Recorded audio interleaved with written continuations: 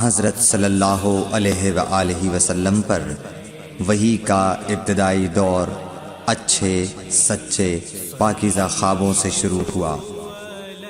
آپ خواب میں جو کچھ دیکھتے وہ صبح کی روشنی کی طرح صحیح اور سچا ثابت ہوتا۔ پھر من جانب قدرت آپ تنہائی پسند ہو گئے اور آپ نے غار حرا میں خلوت نشینی اختیار فرمائی اور کئی دن اور رات وہاں مسلسل عبادت اور یاد الہی و ذکر میں مشغول رہنے لگے۔ جب تک گھر آنے کو دل نہ چاہتا توشہ ہمراہ لیے ہوئے وہاں رہتے۔ توشہ ختم ہونے پر ہی اہلیہ محترمہ حضرت خدیجہ رضی اللہ تعالی عنہا کے پاس تشریف لاتے اور کچھ توشہ ہمراہ لے کر پھر وہاں جا کر خلوت گزین ہو جاتے۔ یہی طریقہ جاری رہا یہاں تک کہ آپ پر حق منکشف ہو گیا اور آپ غار حرا ہی میں قیام پذیر تھے کہ اچانک حضرت جبرائیل علیہ السلام آپ کے پاس حاضر ہوئے اور کہنے لگے کہ اے محمد پڑھو۔ آپ فرماتے ہیں کہ میں نے کہا کہ میں پڑھنا نہیں جانتا۔ آپ صلی اللہ علیہ وسلم فرماتے ہیں کہ فرشتے نے مجھے پکڑ کر اتنے زور سے بھینچا کہ میری طاقت جواب دے گئی۔ پھر مجھے چھوڑ کر کہا پڑھو۔ میں نے پھر وہی جواب دیا کہ میں پڑھا ہوا نہیں ہوں۔ اس فرشتے نے مجھ کو نہایت ہی زور سے بھینچا کہ مجھ کو سخت تکلیف محسوس ہوئی۔ پھر اس نے کہا کہ پڑھ۔ میں نے کہا میں پڑھا ہوا نہیں ہوں۔ فرشتے نے تیسری بار مجھ کو پکڑا اور تیسری مرتبہ پھر مجھ کو بھینچا۔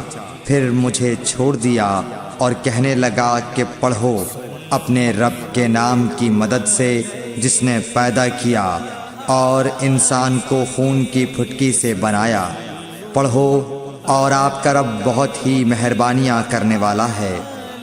بس یہی آیتیں آپ حضرت جبرائیل علیہ السلام سے سن کر اس حال میں غار حرا سے واپس ہوئے کہ آپ کا دل اس انوکھے واقعے سے کانپ رہا تھا۔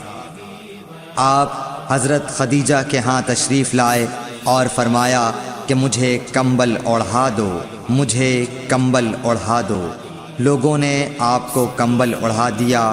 جب آپ کا ڈر جاتا رہا تو آپ نے اپنی زوجہ محترمہ حضرت خدیجہ رضی اللہ تعالی عنہا کو تفصیل کے ساتھ یہ واقعہ سنایا اور فرمانے لگے کہ مجھ کو اب اپنی جان کا خوف ہو گیا ہے۔ آپ کی اہلیہ محترمہ حضرت خدیجہ رضی اللہ تعالی عنہا نے آپ کی ڈھارس بندھائی اور کہا کہ آپ کا خیال صحیح نہیں ہے۔ اللہ کی قسم آپ کو اللہ کبھی رسوا نہیں کرے گا۔ آپ تو اخلاق فاضلہ کے مالک ہیں۔ آپ تو کنبہ پرور ہیں، بے کسوں کا بوجھ اپنے سر پر رکھتے ہیں، مفلسوں کے لیے آپ کماتے ہیں، مہمان نوازی میں آپ بے مثال ہیں اور مشکل وقت میں آپ امر حق کا ساتھ دیتے ہیں۔ ایسے اوصاف حسنہ والا انسان یوں بے وقت ذلت و خواری کی موت نہیں پا سکتا۔ پھر مزید تسلی کے لیے حضرت خدیجہ رضی اللہ تعالی عنہا آپ کو ورقہ بن نوفل کے پاس لے گئیں جو ان کے چچا زاد بھائی تھے اور زمانہ جاہلیت میں نصرانی مذہب اختیار کر چکے تھے اور عبرانی زبان کے کاتب تھے۔ چنانچہ انجیل کو بھی حسب منشائے خداوندی عبرانی زبان میں لکھا کرتے تھے۔ انجیل سریانی زبان میں نازل ہوئی تھی، پھر اس کا ترجمہ عبرانی زبان میں ہوا۔ ورقہ اسی کو لکھتے تھے۔ وہ بہت بوڑھے ہو گئے تھے، یہاں تک کہ ان کی بینائی بھی رخصت ہو چکی تھی۔ حضرت خدیجہ رضی اللہ تعالی عنہا نے ان کے سامنے آپ کے حالات بیان کیے اور کہا کہ اے چچا زاد بھائی، اپنے بھتیجے محمد صلی اللہ علیہ وسلم کی زبانی ذرا ان کی کیفیت سن لیجئے۔ وہ بولے کہ بھتیجے آپ نے جو کچھ دیکھا ہے اس کی تفصیل سناؤ۔ چنانچہ آپ صلی اللہ علیہ وآلہ وسلم نے از اول تا آخر پورا واقعہ سنایا، جسے سن کر ورقہ بے اختیار ہو کر بول اٹھے کہ یہ تو وہی ناموس معزز رازدان فرشتہ ہے جسے اللہ نے حضرت موسیٰ علیہ السلام پر وحی دے کر بھیجا تھا۔ کاش میں آپ کے اس عہد نبوت کے شروع ہونے پر جواں عمر ہوتا، کاش میں اس وقت تک زندہ رہتا جب کہ آپ کی قوم آپ کو اس شہر سے نکال دے گی۔